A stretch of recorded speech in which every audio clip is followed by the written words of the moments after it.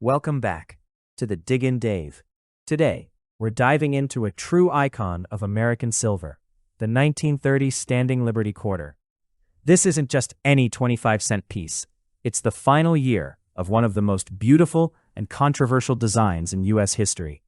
As of early 2026, silver melt values are hovering around $20 per coin. But if you have a 1930 in your hand, it's likely worth much more than its weight. This was the year the series ended, right as the Great Depression began to grip the nation. Today, I'm showing you exactly what to look for, the updated market prices, and why the S Mint mark could be your ticket to a massive payday. Let's get digging. The Standing Liberty design by Hermon MacNeil is legendary. On the obverse, we see Lady Liberty stepping through a gate, shield in hand, symbolizing a nation prepared for defense but desiring peace. By 1930, the design had evolved from the scandalous 1916 version to this recessed date Type 2. This was a survival coin, minted while the Chrysler Building was being finished in New York. It circulated through the toughest economic times in U.S. history. Because the date was recessed into the design, starting in 1925, 1930 quarters are much easier to find with clear dates than earlier years, making them a favorite for collectors starting a high-grade set. Let's talk numbers. In 1930, quarters were struck in Philadelphia and San Francisco. Interestingly, Denver took the year off. The Philly Mint produced over 5.6 million coins, making them relatively common. However, the real prize is the 1930s from San Francisco. Only 1.5 million were made. While that might sound like a lot, finding one in full head detail is a major challenge. In fact, less than 1% of the San Francisco mintage is estimated to have a truly sharp, well-defined strike. If you're hunting through a collection, always flip the coin over and look for that small S near the date. In the world of Standing Liberty quarters, strike is everything. If you want the big money, you need to look at Liberty's head.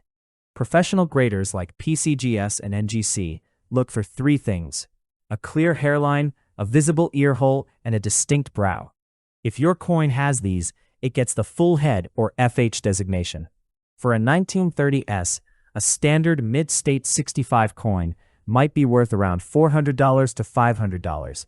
But if it has that full head, the price can skyrocket to over $1,500. Even in lower grades, look for the rivets on the shield and the feathers on the eagle. Sharp details equal sharp profits in today's 2026 market. So, what is your 1930 quarter worth right now? For a standard Philadelphia issue in good condition, expect to get about $25 to $30. If it's a San Francisco S Mint, that price jumps closer to $40 for even a worn example. But the gem market is where it gets wild. A pristine, uncirculated 1930s in MS67 is currently tracking at over $3,000 in recent auctions. If you're lucky enough to find an MS68, you're looking at a five-figure coin.